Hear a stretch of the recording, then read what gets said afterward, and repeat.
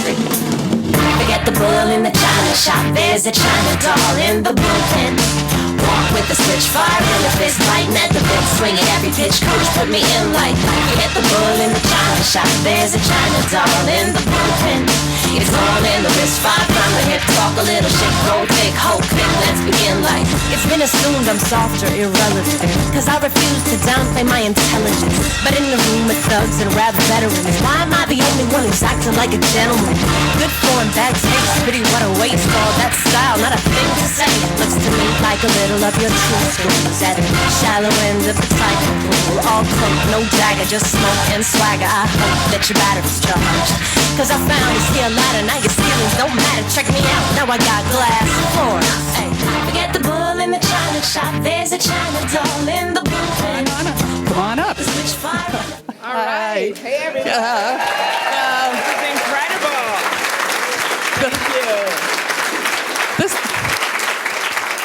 This is a great crowd. It's really fun to see. There are many of you I don't know, and I'm going to be very, very brief because I know you're not here to hear from me. My name is Polly Campion, and I represent the towns of Hanover and Lyme in the New Hampshire House. Hello, folks. And and as a long-term Aetna resident, a nurse, and a member of the House Health and Human Services Committee, I understand many of the issues that face Granite Staters every day. And Amy has a real understanding of many of those same issues. Amy Klobuchar was the first woman to be elected to the U.S. Senate for Minnesota. Great. And she's been working hard to make change ever since then. And recently, actually, she was ranked the most effective senator in the U.S. Senate. Jeannie and Maggie.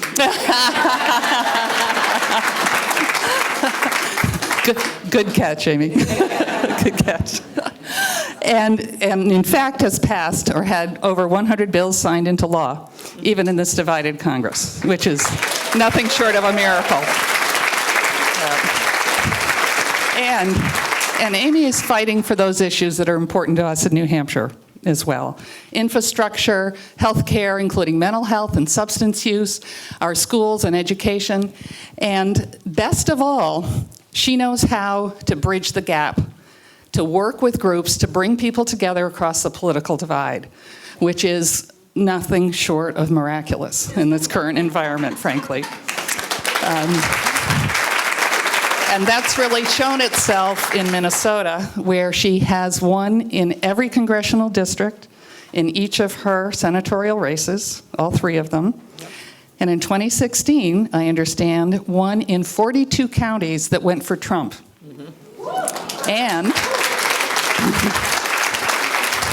And with Amy at the top of the ticket, every statewide office. And every time I'm at the top of the ticket, the House flips from Republican to Democrat.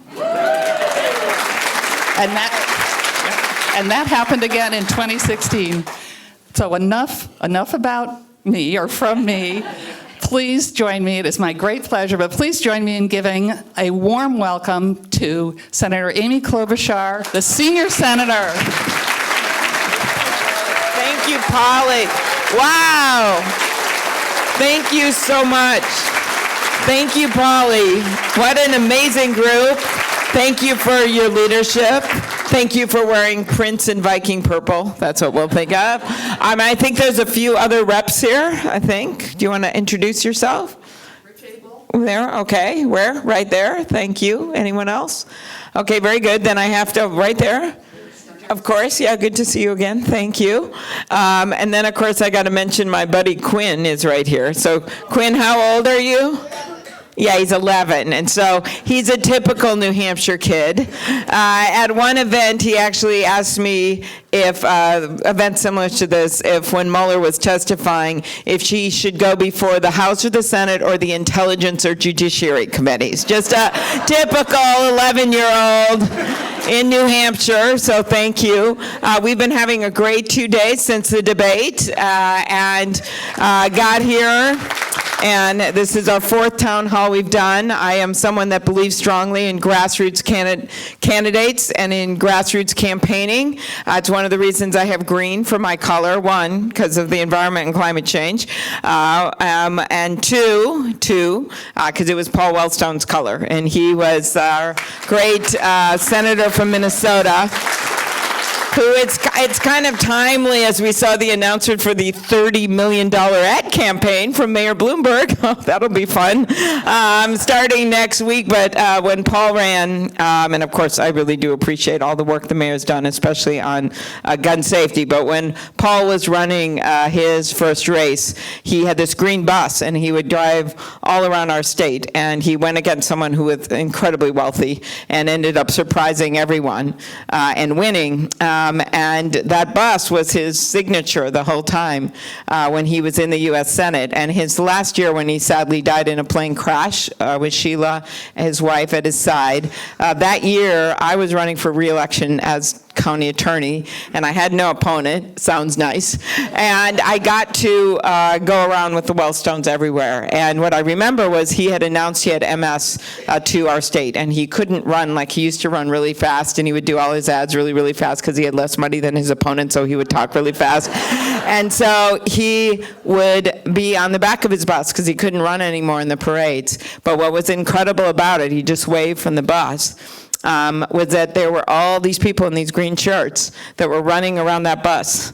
Hundreds of people in every parade, and they created so much energy that he had given them that you didn't even notice he wasn't running himself. So I don't usually start with that story, but when I see all these people crowded in that room right now, it makes me think about it. So it's great to be here in Lebanon. It is great to be here with such fine elected officials. We have been on a journey since I announced in the middle of that blizzard, in the middle of the Mississippi River. I wanted to show everyone in New Hampshire that I could stand that cold without a hat, without gloves, and that my hair would never move.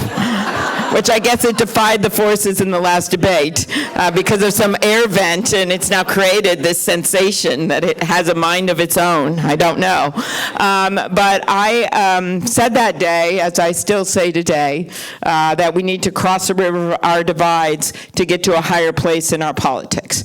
And I am more and more devoted to that each day as we hear Donald Trump waking up every morning and trying to divide people. He does it when he goes after immigrants, when he goes after people of color, when he goes after and belittles people he doesn't agree with in politics, when he tries to make mincemeat of our democracy by poo-pooing this idea that a foreign power invaded it against all of the testimony that we saw this week, against all of his own intelligence agents who has said this happen, and that really gets to the core of our democracy itself. And I thought that the testimony this week was not just a tribute to women's leadership, which it was, with Fiona Hill and Ambassador Yovanovitch, who I actually got to know when I went to Ukraine, one of John McCain's last trips.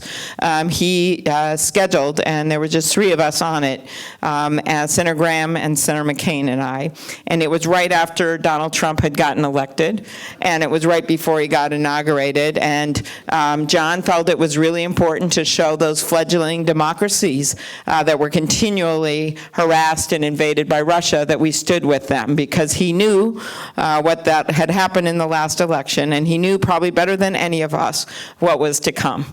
And so we went to Lithuania, Latvia, Estonia, Georgia, and Ukraine. And by the way, a little note in history, on New Year's Eve, right before the Trump inauguration, we stood in a blizzard again on live Ukrainian TV with the then President Poroshenko, and the president decided to create this aura of the American support because he was also worried about Trump. So we were on live TV, and he gave John McCain a Ukrainian machine gun on live TV. He gave Lindsey Graham a pistol pistol, and he starts coming over to me, and it's a little box, and in it were 2 daggers. And I'm like, okay. Then they decided that was slightly sexist, and even though I was actually happy with that, and they came and gave me a pistol in my hotel room. The Navy confiscated all the weapons. And the last time that I saw McCain, when he was very sick in his ranch, he still made a joke about it and said, "What happened to my machine gun?" But the other thing he did on that trip when my husband and I went to see him right at the end is he couldn't speak that well, actually, and at the very end he got tired, and he just pointed to these words in his book. And the words said, "There is nothing more liberating in life than fighting for a cause larger than yourself." And that is truly what this election is about, and that is what Fiona Hill and Ambassador Yovanovitch and Lieutenant Colonel Vindman last week were all about. For me, the most remarkable moment was actually when the Lieutenant Colonel said out there, just speaking out there to the ether, but really to his dad, and he said, "Don't worry, Dad. This country is a country where you can tell the truth, and it's okay, and nothing will happen to you." That's where we start. And while that's a legal proceeding, most likely headed to the Senate, as you know, and was something our founding fathers anticipated when they put those provisions of impeachment in the Constitution. In fact, it was James Madison. It's a state that cares a lot about the Constitution. One of the first states to ratify it, the first state to have your own Constitution. James Madison said that we needed those provisions in there because he feared that a foreign government would betray that a president would betray the trust of the American people to a foreign government. That's a true fact. So we know all of that history, and we know the legal pieces of this, or are learning it, but I think it is much bigger than that. For us, this election is a patriotism check. It's a values check. We have a president that's putting his private interests in front of his country's in so many ways, whether it's about inviting an international gathering to his Trump resorts. By the way, I will take a pledge right now, I will never do that. I don't own a resort, that is correct, but I will never do that. Whether it is making jokes to Vladimir Putin about them meddling, it's not a word I use, that's what I do when I call my daughter on a Saturday night and ask her what she's doing. But in terms of their invasion of our democracy, when he's asked about it by journalists, he makes a joke to Vladimir Putin. This isn't a joke. Thousands of people from your state lost their lives protecting our democracies through the years, World War II and onward. 4 little innocent girls in that church in Birmingham, Alabama, lost their lives at the height of the civil rights movement because people were trying to hold on to that democracy and make sure it was extended to everyone. This is not a joke. And this president is someone that has started more and more people, including people who stayed home in the last election, in last presidential. People, even some who voted for him. In fact, about 10% of his voters also voted for Barack Obama. For them, it's an economic check, yes. It's about doing nothing on health care, doing nothing on pharmaceuticals, selling out when it comes to our environment. Yep, there's that check. But it's also a values check and a patriotism check. And we have to remember that. We have to remember the New Hampshire voter who was in the line, a photo line, something for me. And it was one of these events where a lot of your great Granite Staters had these stickers on that said, "I'm a Supreme Court voter." And the next one would be, "I'm a climate change voter." And this guy comes, he's wearing this brown jacket, and I said, "Sir, you don't have a sticker on." And he said, "Well, that's because I was a Trump voter." And I said, and he goes, "These guys know me, so don't say anything. Right now, don't say anything." And he goes, "But I am not doing it again." So I want us to remember that, because these people, we don't just want to eke by a victory at 4 in the morning on election night. That'd be nice, yes, but if we do that, we're not going to win big. We're not going to keep the House as strong as it is now. And we certainly won't be able to turn the Senate, because my goal on election night is not just to eke by that victory. It is to win big. It is to win the presidency and send Mitch McConnell packing, because that is the way.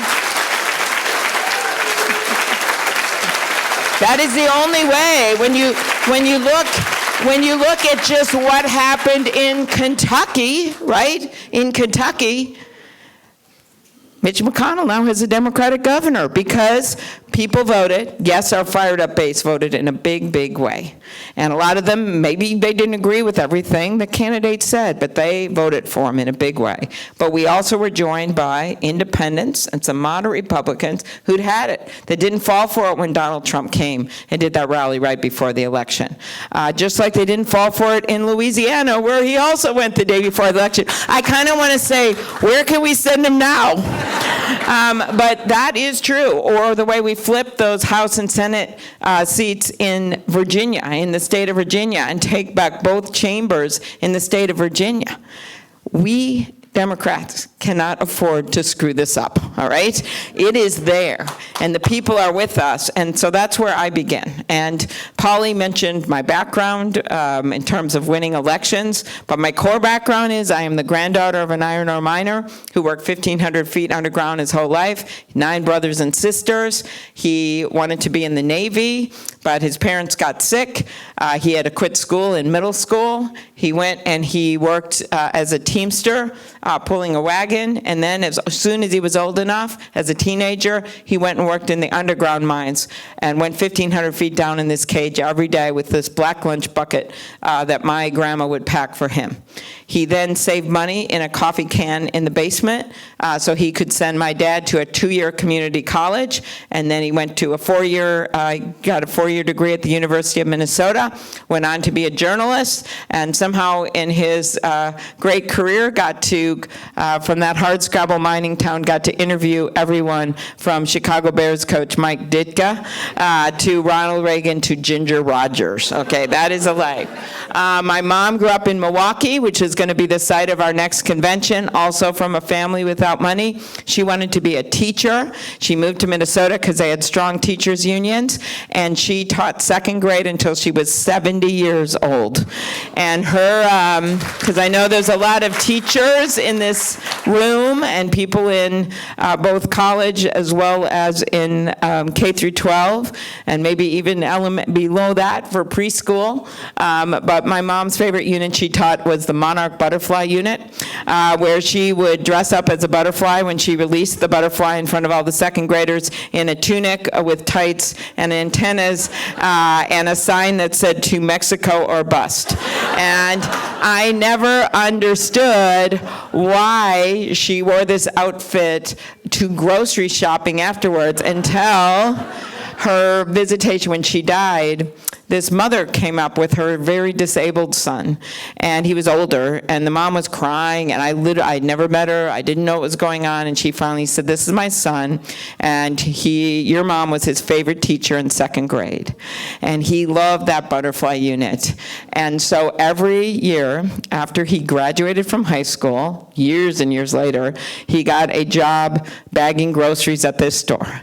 And 10, 15 years later, your mom, when she taught that unit and wore that outfit, would go to that store and stand in his line, buy her groceries, and give him a big hug. That was my mom. That's where I come from. So I stand before you today as a granddaughter of an iron ore miner, as a daughter of a teacher and a newspaperman, as the first woman elected to the U.S. Senate from the state of Minnesota, and a candidate for President of the United States.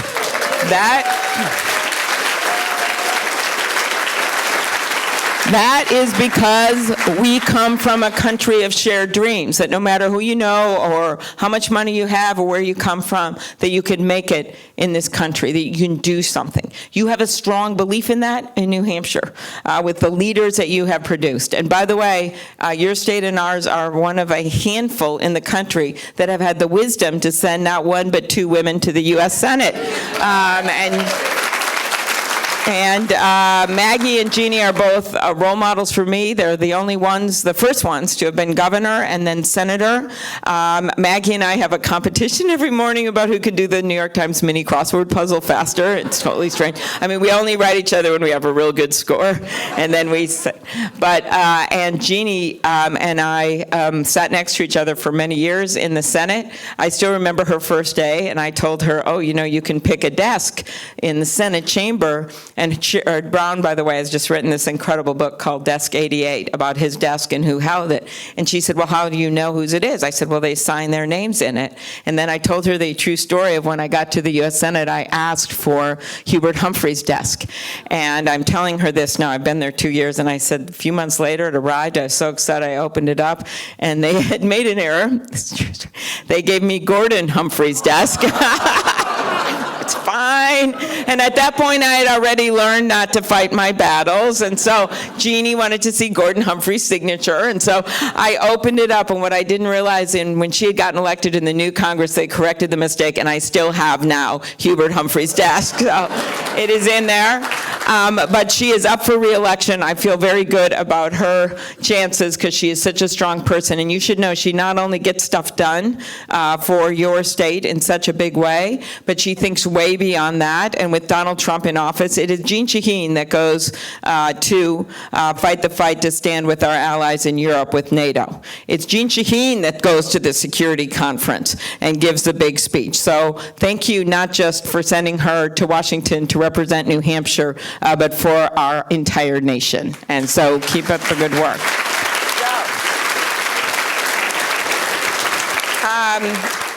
One of the things about Trump is that, one of many things, is that he is someone, a lot of people call him a bully, right? And he is a bully. But I'm not sure that's the best argument to make with some of the people who maybe voted for him or some of the people who are trying to decide what to do. I actually think the best argument is this, and that is that he is a guy that came in to run our country and the economy actually, because of the hard work of people in this room, our businesses and our workers, had been resilient, and we got through this. And then he comes in and he starts claiming credit for everything they did, for everything you did. As I tell a bunch of our workers and our union crowds, really for everything you did. And while you're working hard and sometimes working more than one job, what does he do? He gets in there, claims credit for it, and then when anything goes wrong, because of his trade war or because of what he did, the waivers to the oil companies, he starts blaming everyone else. So what he really is he's a whiner, right? He's a whiner. He is. Because when something goes wrong, he blames the Federal Reserve Chair, or he blames Barack Obama, or he blames the entire city of Baltimore, or Chicago, or my favorite, blaming the country of Denmark. Who does that? He does that. He does that. And so I think it's really important to call him out for what it is, especially for people who work really hard every day and thought he was going to build stuff and help them and have their back when it hasn't been true. And some people say you shouldn't talk about Donald Trump at all on the campaign. I just think that's wrong, because I think you have to make the case against him. I think you don't follow him down every single rabbit hole, that's for sure. And I think that you have to use humor sometimes, because he uses humor. We just don't think it's funny all the time. And you have to be able to do that. So when I announced my candidacy in that snowstorm and he called me Snow Woman, I actually wrote back on Twitter a few hours later, well, the science of climate change is on my side. That's why he was making fun of me. And I said, and I'd like to see how your hair would fare in a blizzard. So I just think directly taking him on is going to be very important. And also, in terms of this primary, we've got to make sure we put a candidate up there that is tough enough to take him on, and take him on with morals, yes, and with the truth, yes, and with good, inspiring policies that can change people's lives, yes, but you also have to be willing to take them on right there on the debate stage in front of the American people. So,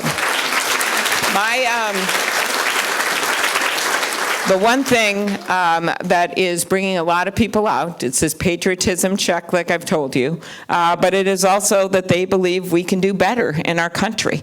And they want someone who is up for the challenges, and they know that these challenges are just sitting out there because he hasn't done anything.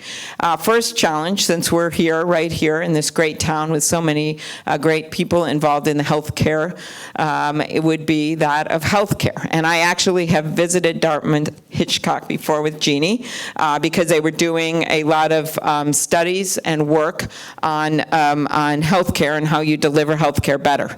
And guess I maybe have something called the Mayo Clinic in my state, and they have worked with Dartmouth extensively on healthcare delivery. And so we did a lot of work with them and cited the work coming out of this town when working on the Affordable Care Act. So I'd start with that. The Affordable Care Act wasn't perfect. I literally said that the day it passed. I said it is a beginning and not an end.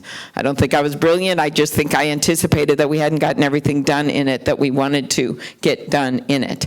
And for me, the first thing you start with is preserving those protections, like making sure people aren't kicked off their health insurance for pre-existing conditions. I remember being in a small town parade, and a mom, during when Trump was trying to repeal it over in the Senate, a mom pointed out her kid in her stroller, and she says, "This is my son, and he has Down syndrome, and I'll do anything to fight for his health care. I won't let anyone take it away." And she paused, and then she said, "This is what a pre-existing condition looks like." Well, that's because we united on that. We made people understand what that was and what it meant to them in their lives. We organized and we united around that. And if people thought we were making it up, look what he's trying to do in Texas right now. So a lot of the importance here, when you look at what just happened in Kentucky because of Medicaid and what the mean-spiritedness of that, remember, right now the Affordable Care Act is 10 points more popular than the President of the United States. So one of the core things here is keeping those protections in place and expanding. The way we wanted to do it in the first place, the way we should do it now, what I would start with, is a nonprofit public option, which would compete with the private insurance and would have lower rates and allow those rates to go down and cover more people. That is where I start. Second thing is pharmaceutical. Nothing has been done on pharmaceuticals. I know this because when I got to Congress, this was my number one thing that I worked on. I lead a bunch of these efforts, and as president, I can actually get them done. The first is to unleash the power of 43 million seniors to get rid of the ban. The pharma got this in law. It says that you cannot negotiate for lower prices under Medicare. That's what it says. 43 million seniors can't do that. You can do it with Medicaid, you can do it with the VA, but you cannot do it with Medicare. That would create tremendous competitive pressure to not just help seniors, but help everyone. Bring in less expensive drugs from other countries. This was the Klobuchar-Sanders amendment. Bernie and I have worked on this, and I also worked on this with McCain, and there is a lot of, I think we had 14 Republican votes on this. So we can get this done. A president can do it herself without even Congress. And I like to say in Minnesota, we can see Canada from our porch. So I see those rates over there. The other thing, in addition to those two, was a great bill that just got introduced with Speaker Pelosi's leadership in the House, which would actually save $350 billion for taxpayers, New Hampshire being a very fiscally careful state, $350 billion by putting a cap on drug prices that is related to the international average. These are real things we can do. So don't think, oh, this is going to be impossible. What's been impossible is that there's 2 pharma lobbyists for every member of Congress. True. And they think they own Washington. Well, they don't own me. And if we can win that Senate back, we will get this done. That's the first thing. One of the things that bothers me is that we've had really only one debate in a big way on the stage, but what we should be talking about are the elephants in the room. That is long-term care. We're seeing a graying of our population. That's a good thing. People are living longer. I used to call it the silver tsunami, and then AARP told me that was too negative. So I call it the silver surge now. And what this means is we need to not just shore up Social Security and Medicare, but that we also have to make it easier to get long-term care insurance, easier to get long-term care, especially in areas like this that have housing issues. Polly and I were just talking about this, and we need to build more affordable housing for everyone, which is even beyond the senior issue, of course, but it's interrelated to assisted living and making it easier for people to stay in their homes. we would save a lot of money if we start this and do this in a good way, which is why I came out with a strong housing policy. And oh, by the way, if you think it's just some big city urban thing, you know it's not. It is actually, there is a coalition we can form with mid-sized cities and with rural areas that are having the very same problems in a different form, maybe, than the big cities. And that's why there is a political coalition to be built on more affordable housing and more tax credit. It's just sitting there for the making, and there's one big thing in the way of it. That would be Donald Trump. But I truly believe we can get this done. Other issues, mental health, the opioid epidemic. I've led the way on the mental health bill, first person in this race to put forward a big mental health plan. I would be the first president that would take this on in a big way. 1 out of 5 Americans suffer from mental illness sometime in their life. Yet we have had, are you ready for this? 30% increase in suicides in 15 years. 30% increase in suicides in 15 years. A lot of it is people are isolated. A lot of it's happening veterans in VA parking lots, young people, LGBTQ, and we've just suffered from a lack of investment and will to do something about it and treat it like the disease that it is. Reproductive health, can't help with the Planned Parenthood shirts. Thank you, thank you. Is another area, and Donald Trump is so off kilter on this. In his campaign, he actually said that he wanted to put doctors in jail for performing abortions. And if you think that was just something he said at a rally, actually, that is exactly what's in the law that just passed in Alabama, 99-year sentence. And this will be a major issue in the general election. And I think that he is off even. I think 75% of Americans support Roe v. Wade.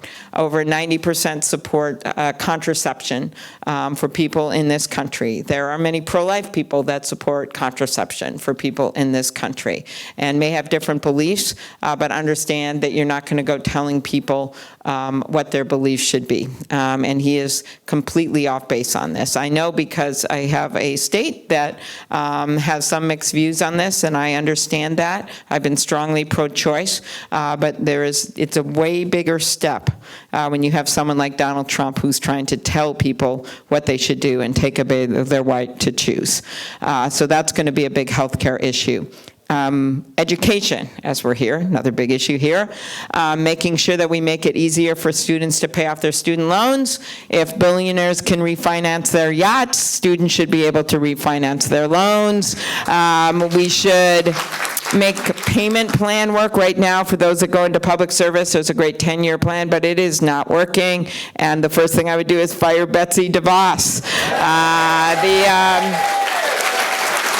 You can also extend that program, make that program work for those in public service, but also include in-demand occupations, nursing, all of these areas where we don't have enough people. Imagine if we make it easier to pay off loans and we tie that with an incentive to go into areas and areas of the country where we need help. This could be a very good thing. And that's how I think we should think about education.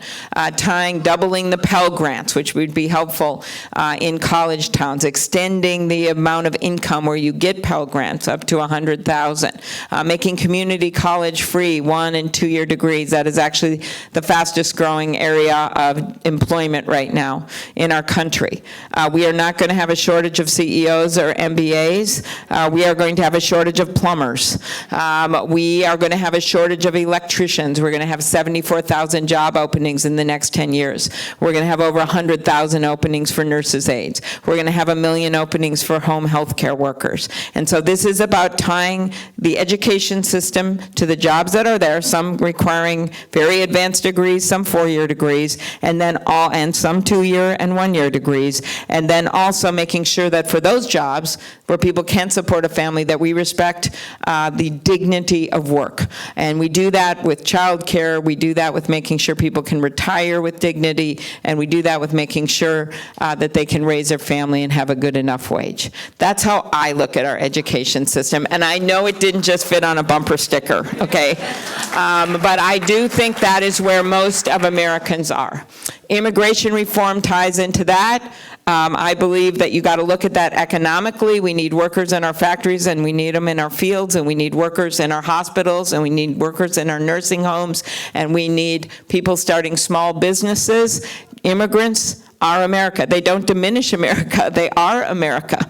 Nearly everyone in this room, with the exception of our strong Native American community, everyone in this room stands on the shoulders of immigrants. And so think about it economically and not the mean-spirited way that Donald Trump wants to think about it. And if you're in your fiscally conscious state of New Hampshire talking to your neighbors, remind them that one of the big supporters for the bill we passed in the Senate for a path to citizenship was none other than Grover Norquist. Why? I called him as a positive witness. It reduces the deficit by $158 billion in 10 years because people come out of the shadows and pay taxes, and because you start businesses. There you go. Last thing I want to mention is climate change, because we know that it's not happening 100 years from now. It's happening now. You see it in the oyster industry off the coast of Maine. You see it in northern New Hampshire. You see it in the rising sea levels. And I think the point has to be made as we make this strong case in this election against a guy that's moving us backwards, that this is not just about the sea. It is also about the fires raging in the middle of the country. It's about those firefighters that died in Arizona. It's about the floods that we're seeing in the Midwest. A woman named Fran who had me look through her binoculars to see her house, and she said, "This is a house I bought with my husband. We live there with our 4-year-olds. I was going to retire in this house. I love the kitchen. I love the way the light comes in the kitchen. And now the entire kitchen is underwater." She said, "It's nearly 100 years old. There's horsehair in the plaster. Water has never come at this house or near it before. And this water's raging by. We're in a sleet storm because I'm always in bad weather." And I say, "Well, is that the river, Fran?" She says, No, that's the road. The river is 2.5 miles away, and it's never come this close before. That's climate change. And we have to make that economic argument in the middle of the country. And what better person to make it than someone from the Midwest? We have to make the economic argument that homeowners insurance has doubled in this country in just the last few years, so that we're actually making a bit of a different argument than we've been making for the past decades. So what do we need to do? Number one, day one of my administration, in my 100-day plan, I don't just have plans, I have deadlines. In my 100-day plan, where we have over 130 things we can do in 100 days that are legal, on day one, I will bring us back into the International Climate Change Agreement. And only Nicaragua and Syria are not in that. We're not in that agreement. They have now gotten into it. We're the only ones not in it. On day two, bring back the clean power rules that the Obama administration negotiated over time. I have a unique perspective on this, being in a state with a lot of small electric co-ops, getting the issues in rural and in urban, seeing that many of the power companies are already planning to meet these standards anyway. And on day three, bring back the gas mileage standards that he abandoned, even though a number of the big car companies want to make those standards, and we can get this done. Day 4, 5, and 6 introduce sweeping climate change legislation, which would include, of course, energy efficiency measures, something that Jean Shaheen has been such a leader on. I call it building a fridge to the next century. It's really hard to find climate change jokes. But that is what we can do, as well as putting a price on carbon, and on day 7 we can rest, but not really. So this is a big deal, and we have to approach it with this kind of, segue excitement about developing technology to meet these standards that we're going to put in law and in place, and that we can again lead the world when it comes to those things. And last thing I'll just mention is working with our allies. We've got a situation now with this president who is constantly siding with dictators over our allies and tyrants over innocents, and it's hurting our country now, but it's going to hurt us even more in the future. It's going to hurt us with economic economics, and it is also going to hurt us with security. So I would reassert our American values, and I would rejoin these international agreements like the climate change agreement, the Iranian nuclear agreement that we need to renegotiate ourselves back into, Russian nuclear agreements, as bad of players as they are. He got us precipitously out of the nuclear agreement with Russia, and there's a second one that's coming up in a missile agreement that is coming up in the beginning of a new president's term. Those are all things that we have to do now. And I'll just end with the reasserting of American values. To me, this means standing true to our democracy. And we have a president that doesn't care about that. We know that. So what do we have to do? Well, first starts right here at home in New Hampshire, where you know your governor is trying to take away voting rights. Last time I checked, New Hampshire's like to vote. Okay, you believe in voting. You don't want to make it harder for people to vote. You then extend to what's going on at the federal level. I'm the ranking on the Senate Rules Committee, and I'm the lead on these election bills, so I know everything about them. As president, I will get this done. First of all, making it easier to vote. Easiest way to do that is to register every eligible kid to vote when they turn 18 across the nation. That would increase 20 million more people on the voter rolls. 20 million more people. That's a conservative estimate of how many more people would be added. And the way I look at it, if we can all get a Social Security number, we can do this. If Target, one of my home companies, can find shoes in Hawaii with the SKU number, I think we can do this. Secondly, set up independent commissions in every state so we end the racist gerrymandering that is going on in this nation.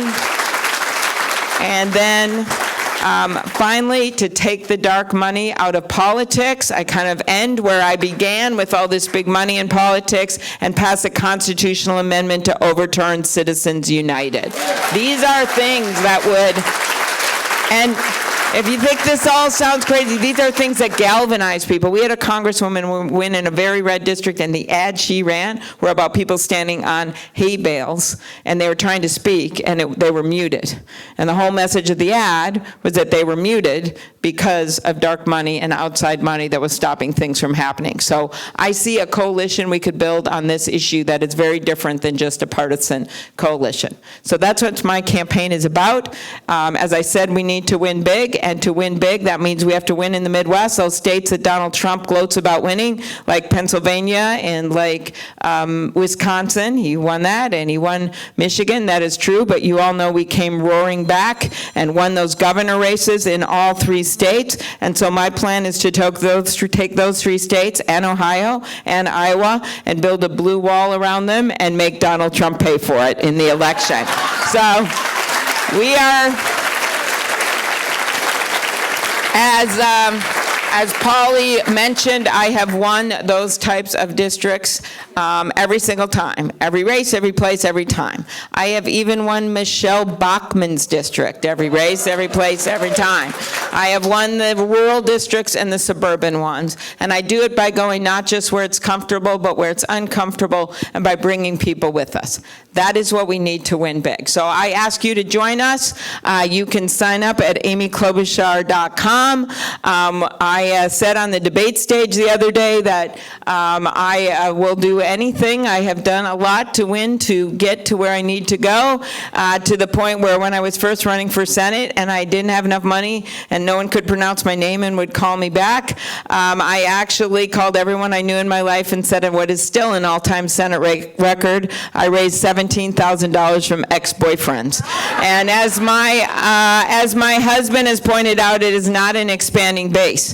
Now, with Bloomberg announcing the $30 million ad buy, there are not that many boyfriends, okay? So anything you could do to help us, we have been frugal, so we are expanding, not retracting. We're expanding our number of staff and offices in New Hampshire. Scott Merrick, former legislator, where is he? Is our state director, who is a great guy. and has been with me from the beginning. We have a great group here in New Hampshire. We're doubling our offices as well in Iowa. We announced opening of the office in Nevada yesterday, in South Carolina, and we are in it to win. And I am staking a lot on these early states because I do not have the same money, laughing aside, of these guys. And you in New Hampshire, just like these other 3 early states, are discerning voters. You have given us a number of great presidents who no one thought were going to win because you listened to them and you saw something special in them and you decided they could not just lead to help your state, but that you could get them to lead a country in a big way. So I know a lot of people think it's a big victory when you guys come up to me and say, you're in my top 3. I'm asking you to just go one step further, okay? Just do it, man. Just say you're on board, Quinn. Okay. So that is your moment. Thank you, everyone.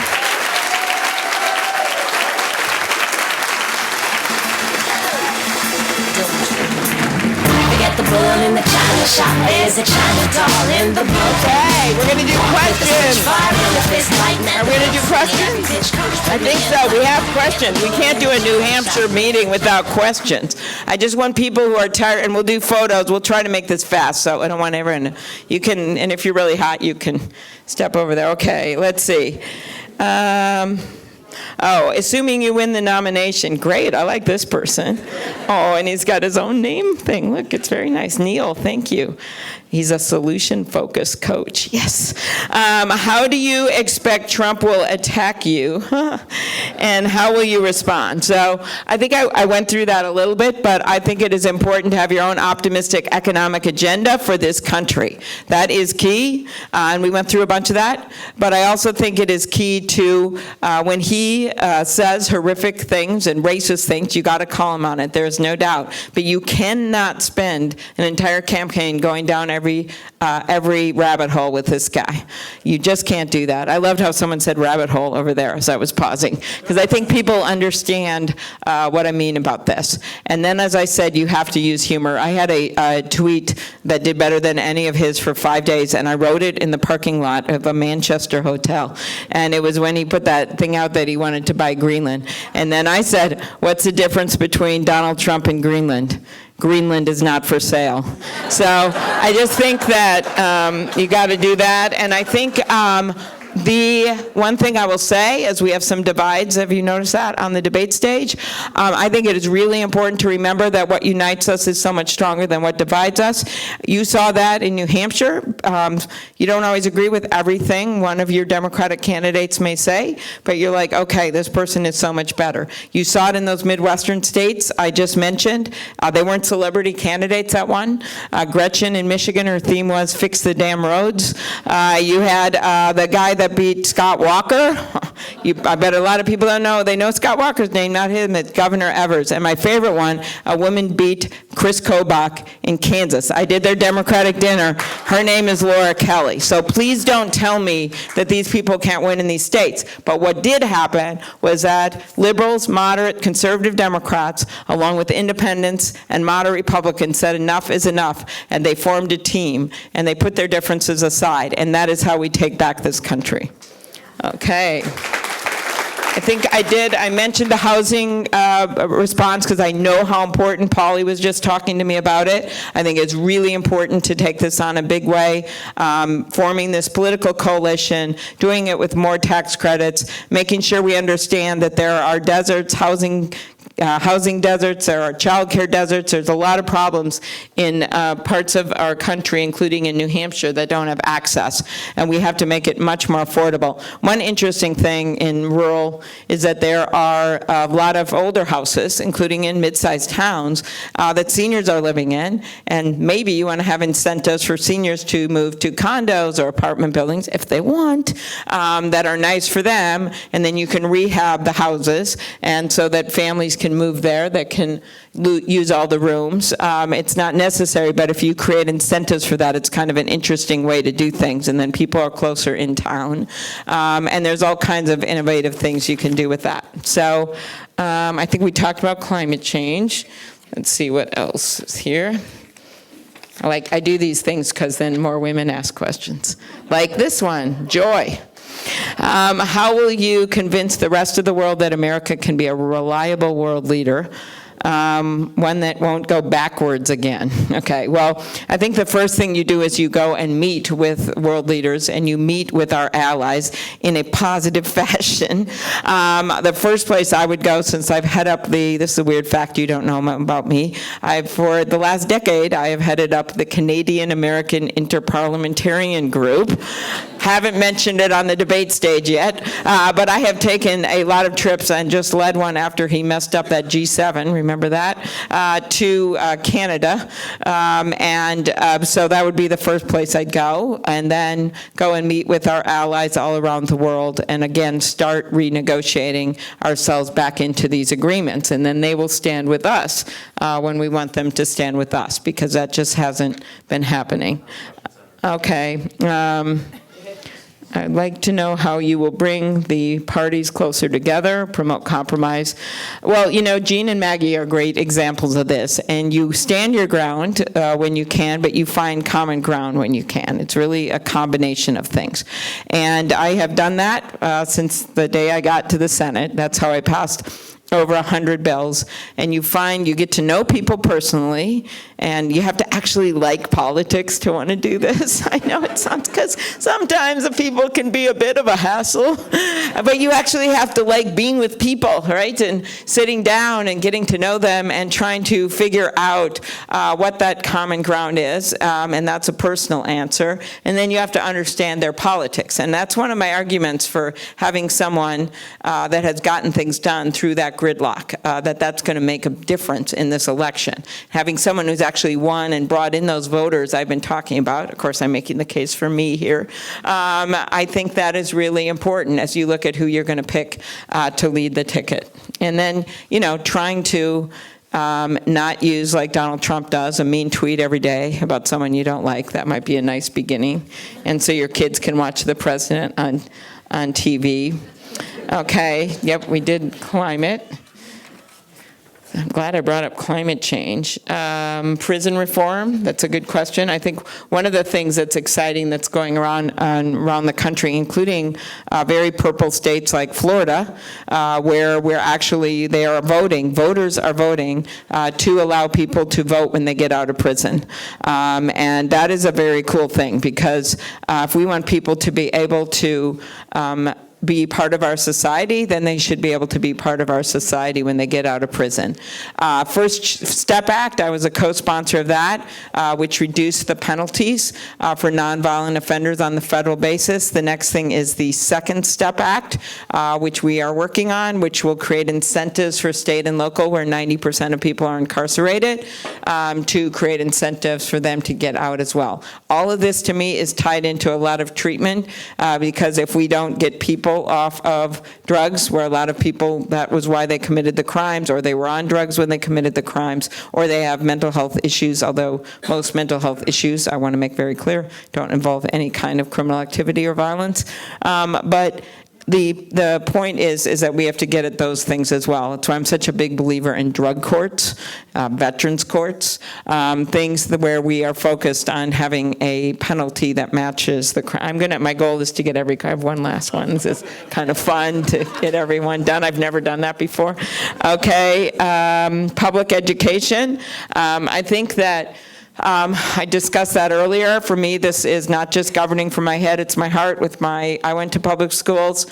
My daughter went to public schools, and my mother taught second grade in the public schools till she was 70. And so the key here is to make sure that we have incentives for our teachers to be able to teach, not spend all their money on school supplies, and get high enough pay. And so that's why actually my plan, which would be paid for by changing the estate tax back to where it was when Barack Obama was president, which raises so much money you won't believe it, because that money has gone to, and it has an exemption for $3.5 million, which is a lot per person. That would be $7 million per family. That's where it was with Barack Obama. It's gone up to $11 million with Donald Trump. And so $22 million a family.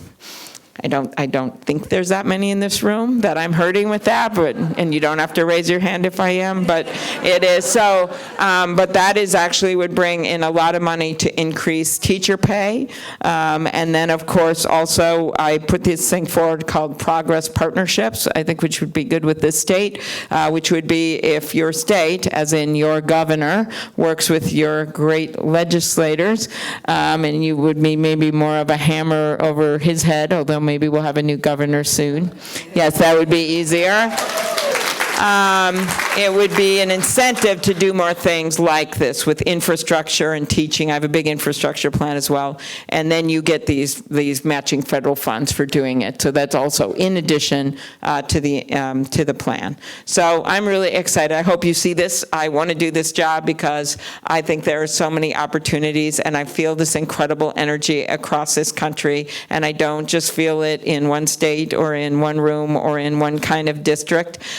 It is everyone. It started the day after the inauguration when millions of people marched across this country, including in this state.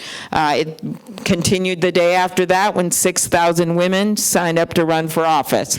It continued on day 10 when the anti-refugee order came out and people spontaneously showed up at airports on a Saturday night. They showed up at non-international airports on a Saturday night. Who does that? To protest.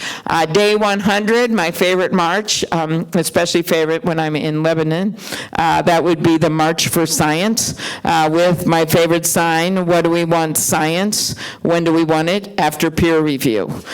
You go into the summer when the Fighting 48 Democrats, from Bernie to Joe Manchin, stood together, said, no, you're not going to repeal the Affordable Care Act. Because we stood together, we were joined by 3 Republicans, including John McCain, and we won. We defeated that effort. You go to the fall, this is the march we're on. All these legislative races across the country. My favorite, the guy from New Jersey who the day of the Women's March said, I hope they'll be home in time to make dinner. That guy got defeated by an African-American woman. That happened. You go to Parkland, that incredible tragedy which we've seen multiple times again, but when those students stood up in Florida after the law enforcement, we had tried to get that assault weapon ban reauthorized, and then we saw Moms Demand Action, which is such an incredible group. They tried, and they are still trying, but they tried after Sandy Hook. But there was something about those kids when they stood up and other kids watched them, and especially boys, and they started to talk to their dads and grandpas in proud hunting states like yours and mine, and then pretty soon people started to say, it was a little like gay marriage, and they started to say, wait a minute, why can't we do this? We could have universal background checks. We could do something about magazine limits. Then what happens in this last congressional election, which you're well aware of, what happens is those people voted. The kids voted, but also the parents started thinking of this differently, and the grandparents. And what happened next is we changed the House back to the People's House, and they passed universal background checks. They passed my bill to close the boyfriend loophole so that domestic abusers don't get guns, and they passed the bill to close the Charleston loophole so law enforcement can vet people and have time to do it. You know where those bills are right now? On Mitch McConnell's desk. They have all passed. They're there. The Violence Against Women Act, with my bill in it, is sitting right there. So when I tell you this march, it is real, because that march ends up, it doesn't just end up with the presidency, it ends up with taking back the Senate, it ends up with winning in key states around the country where we can, and the only way we do that is by what? Winning big. All right, let's go to work. We need your help. Sign up. Help us. All right, thank you. Thank you, guys. All right, thank you. Thank you. There's a China doll in the building. Walk with the switch, fire in the fist, lighting at the bit, swinging at the pitch. Coach put me in like get the bull in the China shop. There's a China doll in the building. It's all in the wrist, fire from the hip. All right, we're gonna do one at one. Let's begin like. How are you? That's a big truth. Anyway, good to see all you. Likewise. You're aware. All right, Senator, you brought up Michael Bloomberg ad spending a couple times today and making a joke about, he can't get all your ex-boyfriends to compete with that kind of money, but then how do you compete with something like that? I compete by being here compete by talking to actual voters and not just going on the airwaves. And that's how I'm going to win. And one of the things about these 4 early states is that you've got a lot of people in 4 very different states who get to know you and they make decisions. I had a number of people come up today and said, I've heard 7 people and I've now decided it's you, or I'm down to 2. And I think that's important, and I think it's going to matter. And given that Donald Trump came on the scene with all his money and boasting about money, and we have 2 much more able people running who have a lot of money, I'm not sure that that's what's going to win here. I think Americans are looking for someone who they can get to know and who's willing to come out and meet with them, and that's how you win. And I'm not at all worried about our nominee in the end having enough money to win, because we will unite and we will get behind a nominee. So I think that knocks out this argument that you have to be a billionaire to win the general election, because there are going to be so many people, including people with a lot of money, that want to make sure, and people giving small contributions like we have, that we win and we beat Donald Trump. So that knocks out that argument. So then you're left with, well, who's the better candidate for the primary? And, I think we've got a pretty good group of candidates that were up on that debate stage, and you don't see Democratic voters being upset about the candidates. They may disagree on who the candidate is, but the polls show, including right here in New Hampshire, that they are satisfied with the choices that they have. So I don't get getting into the race with your spokesperson saying you're getting in because you don't like the rest of the candidates. That's not a way to make friends and influence people. So we'll see what happens. I mean, you heard my message here. It was one of unity and bringing people together. Senator, with Michael Bloomberg entering the race as potentially another moderate, are you at all concerned that he would take up space in an already pretty crowded lane that you're trying to dominate as well? That is up to him. I don't quite understand the reasoning that he wants to get in and divide support up more, but you'd have to ask him that question. I'm just going to keep running my own campaign. I had a strong debate last time. I had a strong debate in Columbus. I had a strong debate in Houston, and I'm just going to keep going, and pretty soon enough people are going to either see me in person, or they're going to see one of our ads, albeit smaller buys, or they're going to be able to see me in the debates, and they're going to make a decision. That's how I run my campaigns, and that's how I've won. I always, in my big races, initially had less resources than my opponents, and I always found a way to pull it off. Senator, as impeachment heads to the Senate for a trial, what can Democrats do to ensure that Republicans don't derail it? They head the committees. Lindsey Graham is asking Pompeo for documents related to the Bidens. Mm-hmm. So what can you do to ensure that doesn't happen? Remember, this is in the end instant where every senator has to make their own decision and do a gut check on it. What's more important, your country or your party? I will not predict what will happen until I see that happen. And as I said yesterday, when I was talking to a room of people at a similar event to this, and I said to them, we are the jurors on paper, but you're the jurors too, because this is really, in the end, a decision for our country. And it'll be interesting to see when you look at what just happened in Kentucky and Louisiana and in Virginia, what people think when they look at all these evidence. If they're going to have to deal with the public, if they do something crass and political instead of doing what the right thing is for our country. And was it improper for Devin Nunes to travel to Europe to meet with the Ukrainian prosecutor? I just had heard about this story, and I don't know enough about the details. Okay. I thought what was most interesting, though, was when Fiona Hill said that really the word corruption, in the words of Donald Trump, that was a code word for going after and getting political dirt on the Bidens. Any last question? Okay, very good. Thank you. Thank you. Okay.